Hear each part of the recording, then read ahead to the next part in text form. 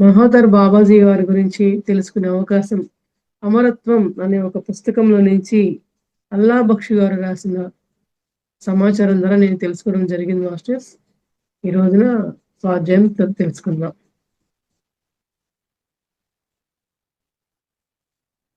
సమస్త పరమ గురు మండలందరికీ కూడా ఆత్మప్రణామాలు. చిరంజీవత్వం సాధించిన మానవుడిగా ప్రస్తుత కాలంలో ఆధ్యాత్మిక జ్ఞాన అన్వేషకులందరి మదిలో నిలిచిపోయిన వ్యక్తి మహాధర్ బాబాజీ. అమరత్వాన్ని సిద్ధించుకున్న నవీన మానవుడు బాబాజీ. అమరత్వం అంటే ఏమిటో మనం చివరిలో తెలుసుకుందాం మాస్టర్స్. ఉన్నత తలాలకు వెళ్ళి అక్కడ సశరీరంగా ఉండగలిగే అవకాశం కూడా ఉంది. కానీ ఈ భూతలం మీద అపరిమిత ప్రేమతో భూతలం మీద నివసిస్తున్న సమస్త మానవాళికి అమరత్వాన్ని అందించి, అమరత్వ జ్ఞానాన్ని అందించి వారందరినీ కూడా చిరంజీవులుగా తీర్చిదిద్దాలని, మరి వారందరికీ అందుబాటులో తన భౌతిక శరీరంతోటే హిమాలయ పర్వత శ్రేణులలో 2000 సంవత్సరాలుగా నివాసం ఉంటున్నారు. భౌతిక శరీరంతో హిమాలయాలలో ఉంటున్నా కూడా తన సూక్ష్మ శరీరంతో, తన ఉన్నత చైతన్యంతో విశ్వంలోని అన్ని జీవులకు సదా అందుబాటులోనే ఉంటున్నారు. చిరంజీవత్వం అనే అసలైన ఆధ్యాత్మిక లక్ష్యాన్ని గమ్యంగా ఎంచుకున్న ధ్యానులు, యోగులు ఆర్తితో పిలిచిన వెంటనే స్థూల శరీరంతో మన ముందు ప్రత్యక్షమై మనకు సరైన సత్య మార్గం చూపించి ఆ వైపుగా మనల్ని అడుగులు వేస్తూ ఉంటారు. ఆ దైవ మానవుడి భౌతిక జీవితం, ఆధ్యాత్మిక జీవితం గురించి పూర్తి వివరంగా తెలుసుకుందాం.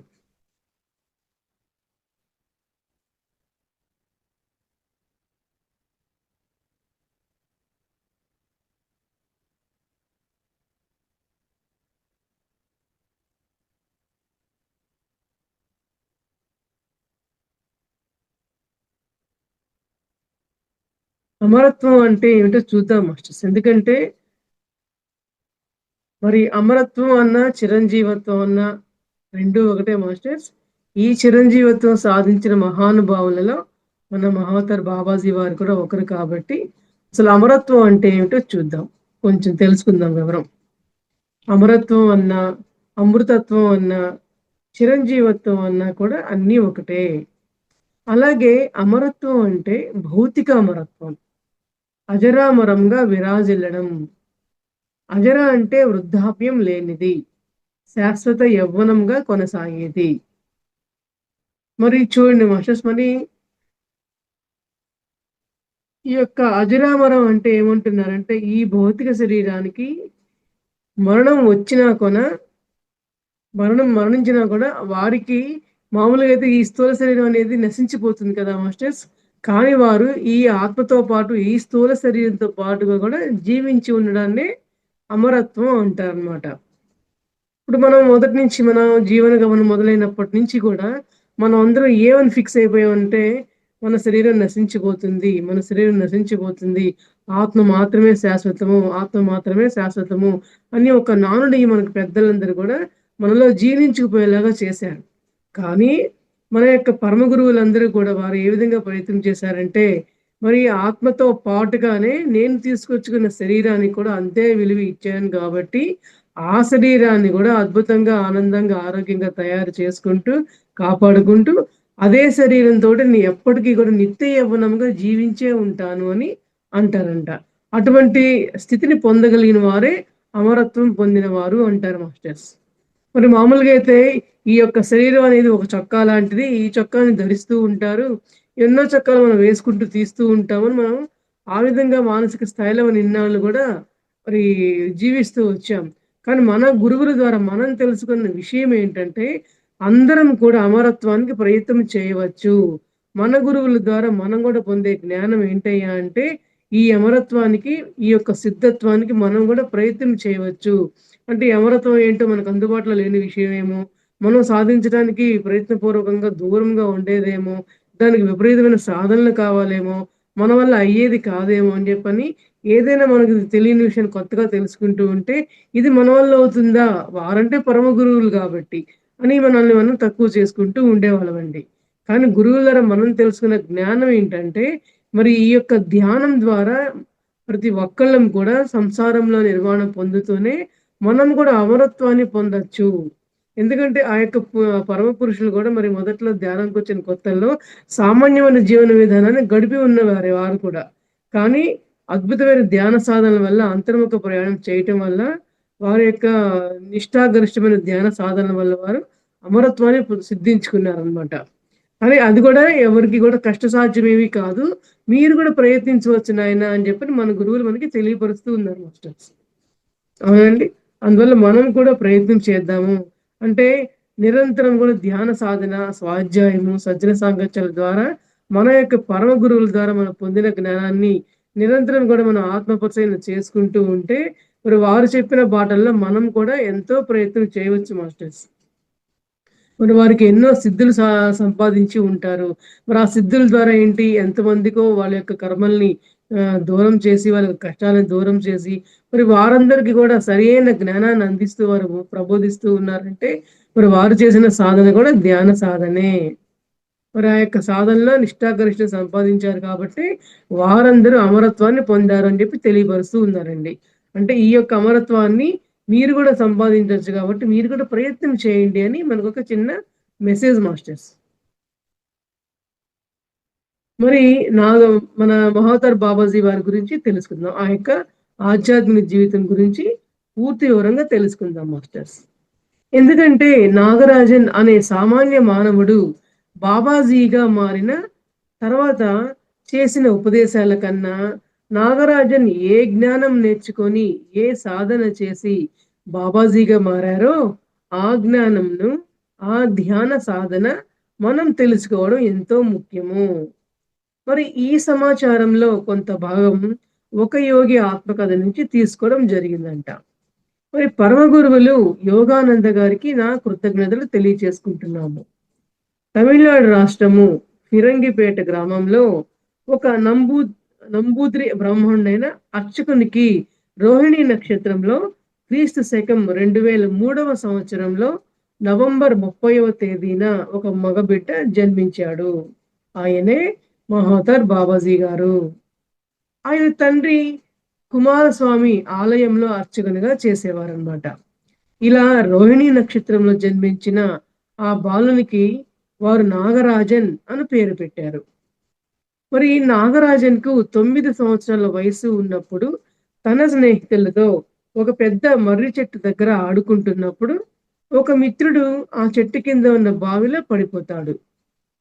తన స్నేహితుని రక్షించటం కోసం బావిలో దూకిన నాగరాజన్ తన స్నేహితుడిని కాపాడతాడు. తాను మాత్రం బావి అడుగుకి లోపలికి వెళ్ళిపోతాడంట. తనకేమో ఈత రాదు. పైనుంచి మిగతా స్నేహితులు మరి విసిరిన తాడుతో స్నేహితునికి పైకి పంపిస్తూ ఉంటాడు. కానీ స్నేహితుడినైతే పైకి పంపగలిగారు కానీ, తాను మాత్రం రాలేకపోయారంట మాస్టర్స్. అప్పుడేమైందంటే నాగరాజన్ నీటిలో మునిగిపోయేసరికి శ్వాస పీల్చుకోవడం కూడా కష్టమైపోయిందంట. మరణ భయం ఆవహించింది. కానీ మొండి ధైర్యంతో ఎలాగైనా సరే బతికి తీరుతాను అనే గట్టిగా అతను చేసుకున్న సంకల్పం వల్ల ఎప్పుడైతే మృత్యువుని అధిగమిద్దామని నిశ్చయించుకుంటాడో అప్పుడు ఒక నీలి రంగు కాంతి నాగరాజన్ చుట్టూతో వ్యాపించిందంటండి. తనకు ఈత వచ్చేలా చేసి శ్వాసలో ఆటంకాలన్నిటిని కూడా తీసేసి నీటి పై భాగానికి మరి తనకి ఈత వచ్చేలాగా చేసి ఆ యొక్క నీటి పై భాగానికి ఆ నీలిరంగు కాంతు ఆ యొక్క నీలిరంగు కాంతి పన్ను పైకి తీసుకొస్తుందంట మహాదర్ బాబాజీ గారిని. మరి స్నేహితులు విసిరిన మరొక తాడుతో పైకి వస్తాడు. మరి నాగరాజన్ను మరణం నుంచి కాపాడిన ఆ నీలిరంగు కాంతి ఏంటి అంటే ఆ నీలిరంగు కాంతియే ఎక్కడి నుంచో రాలేదు. తన ఆత్మ కాంతి వలయం అది. తన ఆత్మశక్తియే ఆ కాంతి వలయం అని తెలియపరిచారు మాస్టర్. మరి గుర్తు తెచ్చుకోండి. ఒకసారి పేజీలు వెనక్కి తిప్పుకోండి. రామ్‌తాకి కూడా గుండెల్లో కత్తి దిగబడినప్పుడు కాపాడింది కూడా ఆత్మ గొంతుకే. మరి అలాగే రమణుల వారు కూడా వారికి నిద్రలో గుండె ఆగిపోయినప్పుడు చావు భయం ఆవరించిందంట. కానీ ఆ చావు భయం ఎప్పుడైతే ఆవరించిందో రమణుల వారు గూడా కాపాడింది గూడా ఆ యొక్క తన స్వయం ఆత్మ ఎరుకనే తనని కాపాడింది అని చెప్తున్నారు. మరి నాగరాజన్ తన స్వయం కాంతి క్షేత్రం ద్వారా కాపాడబడిన సంఘటన తర్వాత తన జీవిత ఫలకంలో శాశ్వతంగా ముద్ర వేయబడింది అని చెప్తున్నారు. మరి తాను ఏ సాహస కృత్యం అయినా సాధించవచ్చు అని నిశ్చయించుకున్నారు. భవిష్యత్తులో నాగరాజన్ చిరంజీవిగా మారడానికి ఇక్కడే తొలి అడుగు పడింది.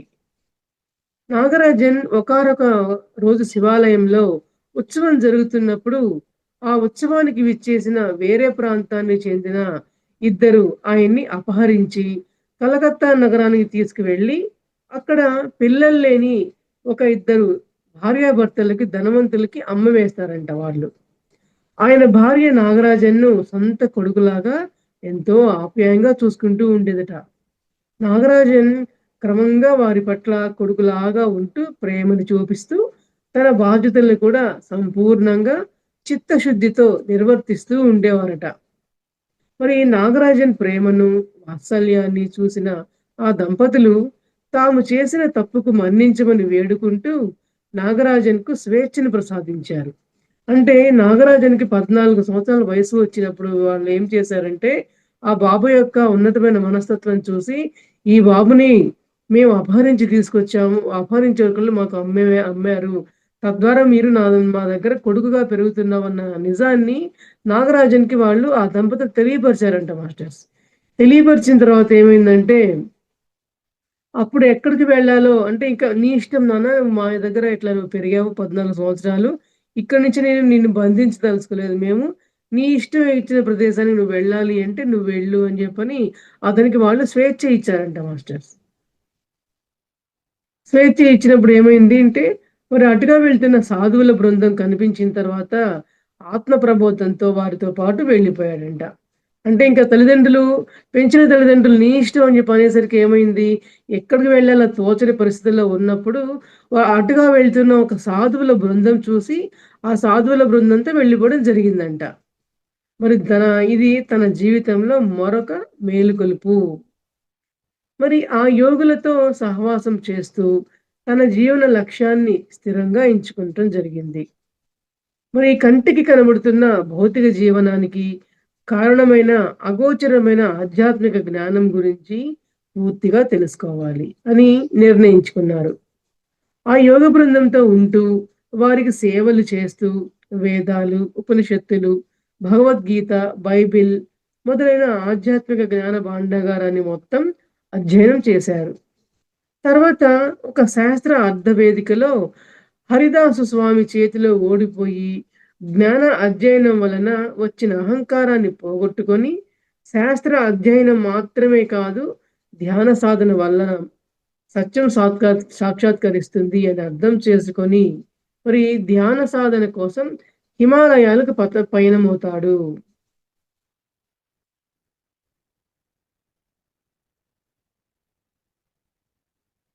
మరి స్వామి హరిదాస్ గారి స్థానంలో నాగరాజన్‌కి ఆ మహాశివుడే దర్శనమిస్తారట. మరి ఆ మహాశివ చైతన్యాన్ని దర్శించిన నాగరాజన్ మనసులో ఒకానొక ఆలోచన రేకెత్తిస్తుంది. ఒకే ఒక ఆలోచన పట్టి కుదిపేస్తూ ఉందంట మాస్టర్స్. ఆ ఆలోచన ఏంటి? నేను శాశ్వతమైన ఆత్మను. నేను నా శరీరాన్ని కూడా శాశ్వతంగా ఉంచుకుంటాను.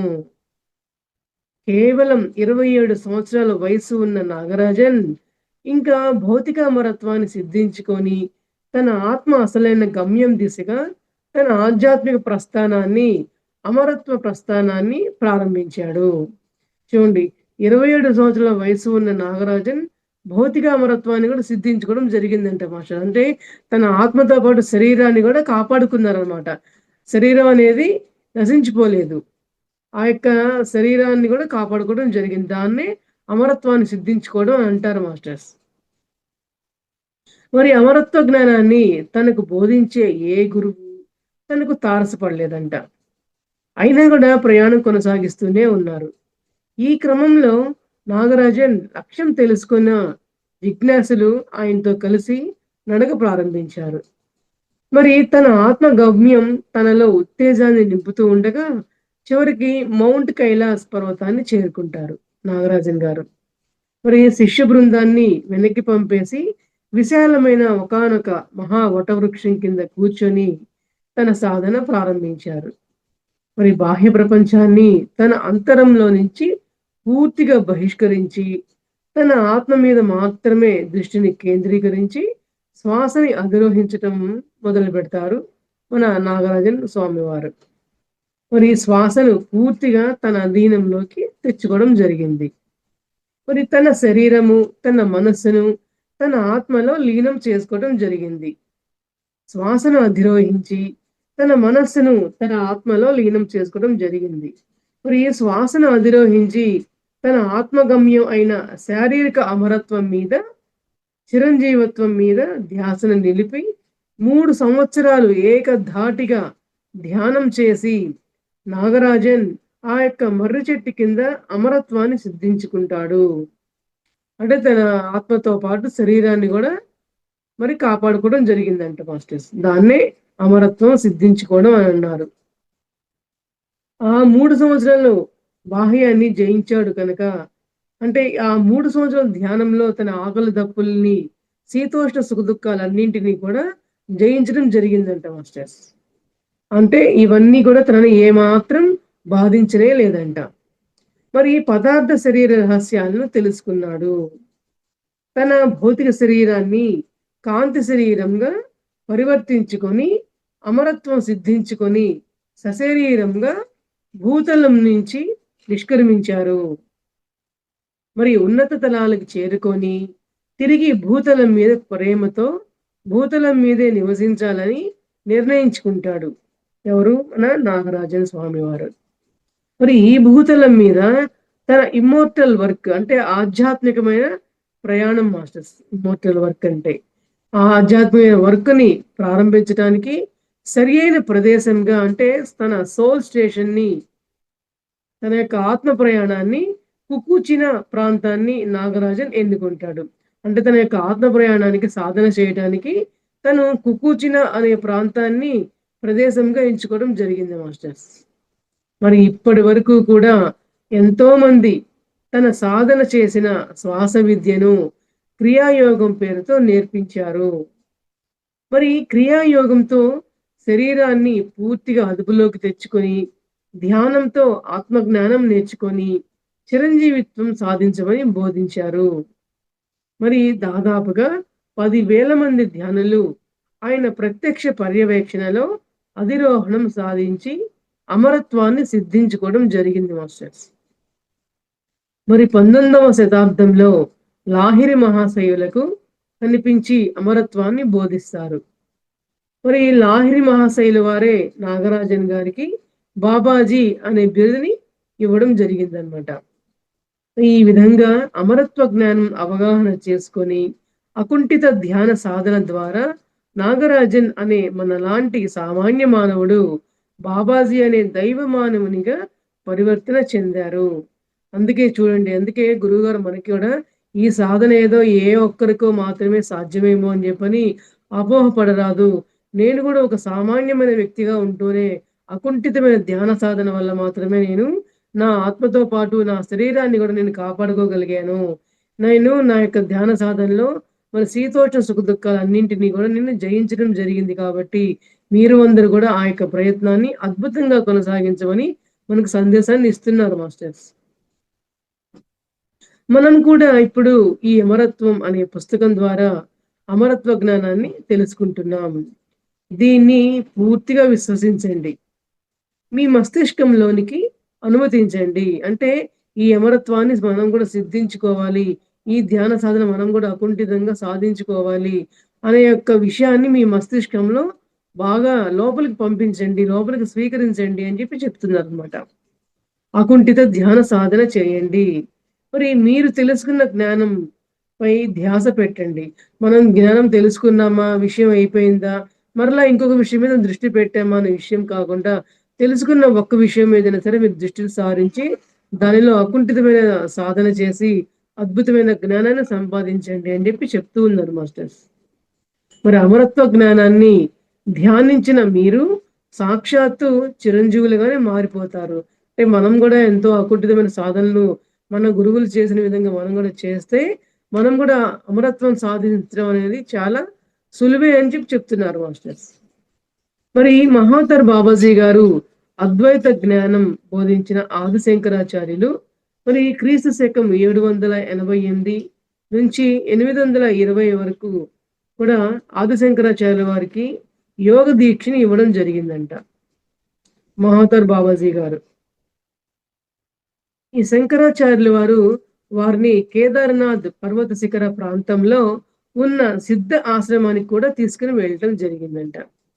ఈ సిద్ధాశ్రమ యోగుల దగ్గరే సర్వ సృష్టి ఆత్మజ్ఞానం అంతా ఒక పుస్తకం రూపంలో ఉంటుంది అని చెప్తున్నారు అని బ్లావెట్స్కి రాశారంట. బ్లావెట్స్కి అనే ఒక రచయిత రాశారంట మాస్టర్స్. మరి ఆ పుస్తకం జ్ఞానం అంతా కూడా బాబాజీలో నిక్షిప్తమై ఉంటుంది. మరి లాహిరి మహాశయులకు 1861లో దర్శనమిచ్చారంట మహావతర్ బాబాజీ వారు. మరి లాహిరి శిష్యులైన యుక్తేశ్వర్ గిరి గారికి 1894 జరిగిన అలహాబాద్ కుంభమేళాలో భౌతిక శరీరంతో దర్శనమిచ్చి మాట్లాడతారు. చూడండి. మరి వారు ఆ విధంగా అమరత్వాన్ని సిద్ధించుకున్నారు కాబట్టే మరి అద్భుతమైన జ్ఞాన భాండాగారాన్ని సంపాదించుకున్నారు కాబట్టే తన యొక్క సందేశాలన్నింటికి కూడా ఎవరికైతే ఆ జ్ఞానం పొందాలో, ఎవరైతే ఆ యొక్క తప్పించి ధ్యాన సాధన అకుంఠితంగా పూనుతారో వారందరికీ కూడా సశరీరంతోటే, అంటే ఇక్కడ మనం ఎట్లా ఎదురెదురుగానే కూర్చొని మరి శరీరంతో పాటే మనం కనబడుతూ ఎట్లా మనం సందేశాలు అందిపుచ్చుకుంటూ ఉంటారో ఆ విధంగా అంట మాస్టర్స్. ఆ విధంగా దర్శనం ఇచ్చి ఎదురెదురుగా కూర్చొని మాట్లాడుతూ ఉంటారంట. మరి యుక్తేశ్వర గిరి గారు శిష్యుడైన పరమహంస యోగానంద రాసిన సంచలన ఆధ్యాత్మిక పుస్తకం ఒక యోగి ఆత్మకథ ద్వారా బాబాజీ గురించిన ప్రస్తుత భౌతిక ప్రపంచానికి అంతటికి తెలిసిపోయింది. అంటే మహాతర్ బాబాజీ గారి గురించి అంట ఒక యోగి ఆత్మకథ ద్వారా అందరికీ తెలిసిపోయే అవకాశం వచ్చిందంట మాస్టర్స్. మరి బాబాజీ గారు పరాముక్తులు అంటే సర్వోత్కృష్ట స్వతంత్రులు అంటే మృత్యుంజయులు, మృత్యుని జయించిన వారు. వీరు విశ్వ వ్యవస్థకు బద్ధులు కారు. మరి తేజోబింబంగా గోచరించే అతని పరిశుద్ధ భౌతిక దేహము ఏ విధంగానూ ప్రకృతికి లోబడి ఉండదు. ప్రకృతికి లోబడి ఉండడం అంటే ఏంటంటే మాస్టర్, ప్రకృతిలో ఉన్న ఈ యొక్క శీతోష్ణ సుఖ దుఃఖాలకు, అంటే శీతోష్ణ సుఖ దుఃఖాలు అంటే ఎండకి ఎండిన, వానకు తడిచిన ఎటువంటి ప్రకృతికి సంబంధించిన వాతావరణాన్ని అంతా కూడా ఆ శరీరం తట్టుకునే యొక్క పరిస్థితిని జయించటాన్నే శీతోష్ణ సుఖ దుఃఖాలు అంటారన్నమాట. ప్రకృతికి లోబడి ఉండకపోవడం అనేది దాన్ని అంటారన్నమాట. మరి బాబాజీ గారు ఆత్మసాక్షాత్కారం ద్వారా ఈ భూతలం మీద మరి నిర్బంధ పునర్జన్మల శృంఖలాలు తెంచుకొని శాశ్వతంగా ముక్తినికి సాధించారు. అంటే ఈ యొక్క పునర్జన్మలు, మరల శరీరం తీసుకోవటం ఇవన్నీ ఏమి లేవండి మహాతర్ బాబాజీ గారికి. ఒకే ఆ జన్మలోనే సాధన చేశారు. ఆ జన్మలోనే ఆత్మతో పాటు శరీరాన్ని కూడా మరి అద్భుతంగా అమరత్వాన్ని సాధించగలిగారు కాబట్టి మళ్ళీ ఈ యొక్క నిర్బంధ పునర్జన్మల శృంఖలం చూడండి, ఇట్లాంటి పదం చూడండి. ఈ యొక్క పునర్జన్మలు అనే నిర్బంధంలో, ఆ యొక్క శృంఖలాలలో నేను బందీని కాకుండా శుభ్రంగా శాశ్వతమైన విముక్తిని చెందాను. ఇక పునరపి మరణం, పునరపి జననం అనేది ఆయన జీవితంలోనే లేదు మాస్టర్స్. మరి మనకండి ఎన్ని వేల జన్మలో, ఎన్ని లక్షల జన్మలో తెలీదు. అయినా సరే మనం ఎన్నో జన్మలు వృధా చేస్తూనే ఉంటాం. కానీ ఇటువంటి పరమ గురువుల యొక్క చరిత్రలు తెలుసుకున్న వెంటనే మనం ఆ క్షణం నుంచి మనం చేయాల్సిన సాధన ఏంటండి అంటే, మనం చేస్తున్న ఏదైతే సాధన ఉందో దాన్ని అకుంఠితంగా అద్భుతంగా సాధన చేస్తుంటే మరి మన పరమ గురువుల యొక్క అనుసంధానంలో మనం కూడా ప్రయాణం చేయొచ్చు మాస్టర్స్. మరి వీరు కబీర్ కూడా యోగ దీక్షని ఇవ్వడం జరిగిందంట. వీరు జీసస్ కు మిత్రులు. ఇప్పటికీ హిమాలయాలలో కృష్ణుడు, జీసస్, బాబాజీ ఎప్పుడు కలిసే ఉంటారని చెప్తూ ఉంటారంట. బాబాజీ గారి దేహం మీద వయస్సును తెలిపే చిహ్నాలేవి ఉండవు. అంటే వయసు మీద పడుతున్న కొద్దీ వారి యొక్క ముఖ కవళికల్లో గానీ, చర్మంలో గానీ ఎటువంటి తేడాలు కూడా లేకుండా నిత్య యవ్వనంగా ఉంటుందంట మాస్టర్స్. అంటే వీరు తమ దేహాన్ని 25 సంవత్సరాల వయసు ఉన్నప్పుడు ఎలా ఉండేవారో, ఆ విధంగా ఉండేలాగానే ఎంపిక చేసుకొని సాధనని తీవ్రతరం చేశారు కాబట్టి, ఆ వయసు దగ్గర ఆగిపోయారనమాట. ఇంకాయన ఎన్ని వందల ఏళ్ళు ఉన్నా కూడా ఆయన నిత్య యవ్వనంగా 25 సంవత్సరాల బాలుడు ఏ విధంగా ఉంటారో యవ్వనంగా, అటువంటి శారీరక స్థితిలో ఆగిపోయారని చెప్తున్నారండి. మరి అలా ఎంపిక చేసుకున్నారు కాబట్టి, మరి మీరు కూడా ఈ యొక్క అమరత్వాన్ని సిద్ధించుకుంటే, మీరు ఎంపిక చేసుకున్న వయసులోనే ఉండేలాగా మీ శరీరాన్ని ఆజ్ఞాపించవచ్చు. అంటే మనం కూడా ఇటువంటి అకుంఠితమైన సాధన చేస్తే, వారిలాగా మనం కూడా మన శరీరాన్ని కూడా మరి ఆజ్ఞాపించొచ్చంట మాస్టర్స్. ఏంటే చూడండి చాలామంది "ఏవోయ్! చాలా చిన్న వయసోడిలా కనబడుతున్నావే, నీకంత వయసుందా? నీకింత వయసు ఉన్నట్లుగా నీకు కనిపించట్లేదే" అంటే నువ్వు మరి మామూలుగా అయితే ఫిజికల్ లైఫ్‌లో మనం ఏమనుకుంటాం మాస్టర్స్, చిన్నగా కనపడడానికి చాలా మంది ప్రయత్నం చేస్తుంటారు. మరి బ్యూటీ పార్లర్‌కెళ్ళటం అని కావచ్చు, రకరకాల ఆరోగ్య సూత్రాలు పాటించడం వల్ల కావచ్చు, నానా తంటాలు పడుతూ ఉంటారనమాట. కానీ సహజంగా ఎవరైతే సాధన చేస్తారో, ఎవరికైతే నేను చిన్న వయసులాగా కనపడాలి అని ప్రాపంచికంగా ఆలోచిస్తారో, మరి వారు చేసే ప్రయత్నం కంటే కూడా, వారు సహజంగా నిత్యం మరి చేసే అకుంఠితమైన ధ్యాన సాధన వల్ల ఆ యొక్క శరీరంలో జరిగే నాడీ మండల శుద్ధి వల్ల ఏమవుతుందంటే, మన శరీరంలో ఉన్న రుగ్మతలు కావచ్చు, మానసికంగా ఉన్న రుగ్మతలన్నీ పోవటం వల్ల మనిషి కర్మ ప్రక్షాళన జరగబడుతుందనమాట. తద్వారా ఏమవుతుంది, వాళ్ళ శూన్య భావనలు నెలకొంటూ ఉంటాయి కాబట్టి, ఎందుకంటే ఈ శూన్య భావన లేకుండా ఎప్పుడు అలజడితో కూడుకుంటూ ఉండేవాళ్ళు ఎప్పుడు ఎట్లుంటారంటే, ఏదో పోగొట్టుకున్నోళ్ళలాగా, ముసలోళ్ళలాగా అంటే చిన్న వయసైనా గూడా ఎక్కువ వయసోళ్ళలాగా కనబడుతూ ఉంటారనమాట చాలామంది. కొంతమంది ఎక్కువ వయసున్నా గూడా చిన్న వయసోళ్ళలాగా కనబడుతూ ఉంటారు. అంటే దాన్ని వాళ్ళేమంటారంటే మాస్టర్, వీళ్ళు ఎక్కువగా ధ్యానం చేసేవాళ్ళు చిన్న వయసోళ్ళలాగా వాళ్ళు కనబడుతూ ఉంటారంటండి. నేను చాలా ఎక్స్‌పీరియన్సెస్ ఇట్లాంటివి వినటం కూడా జరిగింది మాస్టర్స్. ఎందుకంటే ఇక్కడ మనకి వ్యామోహ పరంగా మనం ఆలోచించడం మనం తీసుకోకూడదండి. ఇక్కడ మనం అమరత్వ పరంగా మనం తీసుకోవాలి. ఈ అమరత్వ సిద్ధిని మనం పెంపొందించుకోవడం కోసం మనం ధ్యాన సాధన అద్భుతంగా అకుంఠితంగా సాధన చేస్తుంటే, మరి మనం మానసికంగా కావచ్చు, శారీరకంగా కావచ్చు, చక్కగా శూన్య భావనలతో పెంపొందించుకుంటున్నప్పుడు ఏమవుతుంది, ఆ యొక్క సిద్ధి మనకు సంప్రాప్తిస్తుందనమాట. అందువల్ల ఆ ప్రయత్నం చేయండి అని మనకు చెప్తూ ఉన్నారు. మరి బాబాజీ గారు పసిమి ఛాయతో మంచి పుష్టి, ఎత్తు కలిగిన దృఢకాయంగా ఉంటారంట. అంటారే 6 అడుగుల ఆజానుబాహుడు అని చెప్పి అంటారు చూసారా మాస్టర్స్? ఆ విధంగా ఉండేవారట. మరి వీరి దేహం ఎప్పుడు తేజస్సుని ప్రసరింపచేస్తూ ఉంటుంది. ఎంతో కాంతివంతంగా, తేజవంతంగా ఉంటారంట మోహతార్ బాబాజీ వారు. మరి బాబాజీ గారి కళ్ళు నల్లనివి.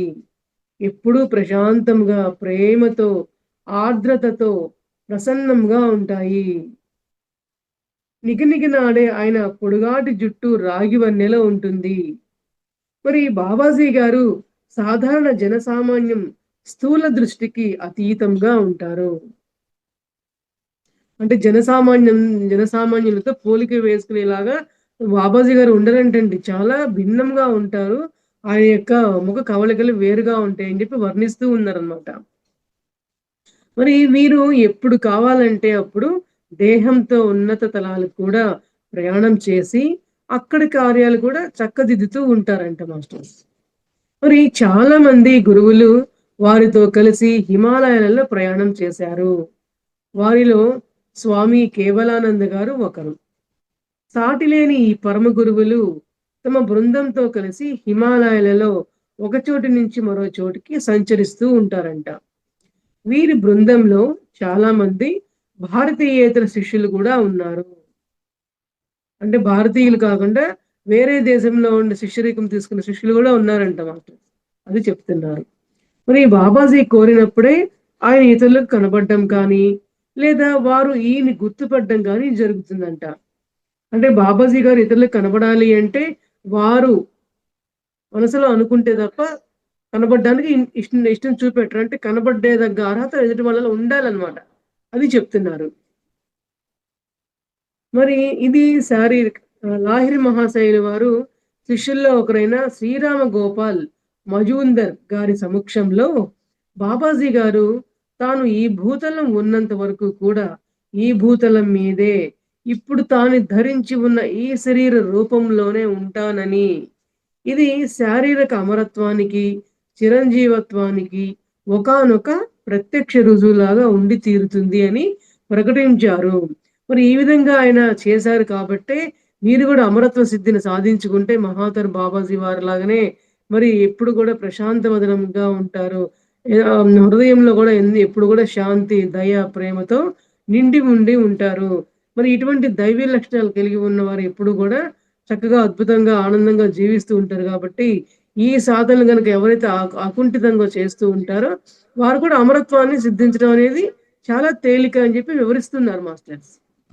మరి ఈ వృత్తాంతం చదివిన మనందరం చేయవలసిన పనేంటయ్యా అంటే, మరి ఆయన యొక్క చిత్రపటం సంపాదించి, దండకి దండేసి తగిలించడం కాదండి మనం చేయవలసింది. ఆయన ఫోటోను పర్సులో పెట్టుకోవడం కాదు. అంటే మనం బాహ్యపరమైన చర్యలు చేస్తూ ఉంటాం. అంటే తద్వారా మనం ఏం భావిస్తూ ఉంటాం, ఆయన ఫోటోను పర్సులో పెట్టుకుంటే చాలా ప్రేమ ఉన్నట్లు, చాలా అభిమానం ఉన్నట్లుగా, చాలా గౌరవం ఉన్నట్లుగా అనుకుంటాం. కానీ అది కాదు మాస్టర్స్ మనం చేయవలసింది. దండేసి దండం పెట్టాలు, పొర్లు దండాలు పెట్టాలు కాదు మనం చేయాల్సింది. మనం చేయవలసింది పరమ గురువులందరూ చేసిన సాధనలేంటి, వారి యొక్క జీవన విధానం ఏ విధంగా కొనసాగింది, వాటిని మనం దృష్టిలో పెట్టుకొని, వారి యొక్క గమనంలో మనం ప్రయాణించాలనే విషయాన్ని మనకి తెలియపరుస్తూ ఉన్నారనమాట. మరి ఆయన సాధించిన అమరత్వ జ్ఞానాన్ని మన మస్తిష్కంలో ప్రతిష్ఠించుకోవాలి. అంటే మన మస్తకం అనే పుస్తకంలో మనం ప్రతిష్ఠించుకోవాలి, నిక్షిప్తం పెట్టుకోవాలి అని చెప్తున్నారు మాస్టర్స్. మరి ఆయన చేసిన శ్వాస ధ్యానం కూడా మనం చిత్తశుద్ధితో చేయాలి. అప్పుడే ఆయన కానీ ఆ ఫోటో జేబుల్లో పెట్టుకోవడం ద్వారానో, లేదంటే ఆ పటాలు గోడలకు తగిలించి దండలేయటం వల్లనో ఆయన సంతోషపడరు అని వివరంగా చెప్తున్నారండి. మరి మన దగ్గరికి వచ్చి మనకు ఇంకా అత్యున్నత జ్ఞానం నేర్పించి, మనకు చిరంజీవత్వం వచ్చే వరకు మనకు మార్గదర్శిగా ఉంటారంట. చూడండి ఎంత అద్భుతంగా చెప్పారో.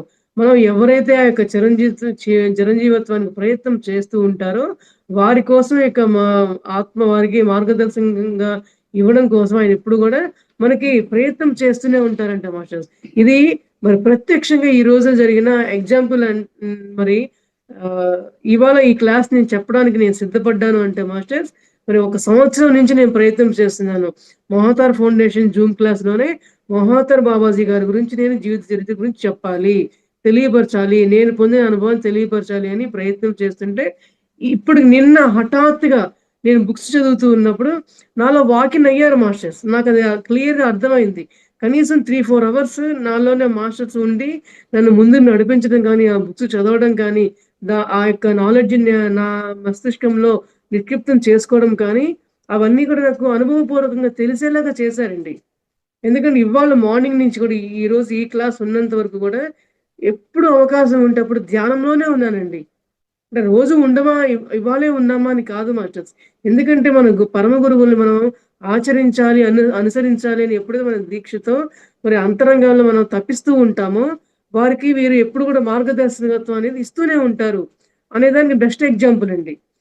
ఇంకొక విషయం ఏంటంటే మాస్టర్, ఇది కూడా నా అనుభవం, స్వానుభవం అన్నమాట. ఇట్లా బయటికి క్లాసులు చెప్తానికి వెళ్ళినప్పుడు కూడా అక్కడ చాలా మంది సీనియర్ మాస్టర్లు కావచ్చు, కొత్త వాళ్ళు కావచ్చు అందరూ ఉంటారు కదా అండి. వాళ్ళందరూ గూడా అందులో సీనియర్‌గా ఉన్నవాళ్ళు కొంతమంది నాకేం చెప్పారంటే, "మేడం మీరు మాట్లాడుతున్నంత సేపు మీ వెనకాల వెలుగు మాస్టర్స్" అని అట్లా చెప్పారు మాస్టర్. నేను భలే ఆశ్చర్యపోయానసలు. అంటే మనకి ఎక్కడైతే సజ్జన సాంగత్యం జరుగుతుందో, ఆర్తితో, ఆతృతతో మనం ఎప్పుడైతే మాస్టర్ చెప్పిన సందేశాలను మనం పంచుతున్నామో, ఆచరించాలని తపన పడుతున్నామో వాళ్ళకి మనం అందుబాటులో ఎప్పుడూ మనకు అందుబాటులో ఉంటారండి. ఎన్నో నా ఈ 4 ఏళ్ల ధ్యాన జీవితంలో మాస్టర్స్ ఎన్ని ఎక్స్‌పీరియన్సెస్ నేను లైవ్‌లో పొందడం జరిగిందనమాట. మరి నా యొక్క వాక్కే దానికి నిదర్శనం. ఎందుకంటే నాకు మాట్లాడాలి అంటేనే భయము. సగం మాట ఆగిపోతుంది. మాట క్లారిటీ ఉండదు. ఒక్క మాట మాట్లాడితే ఇంకో మాట అర్థం కాదు. అట్లాంటి విధంగా ఉండేదాన్ననమాట నేను.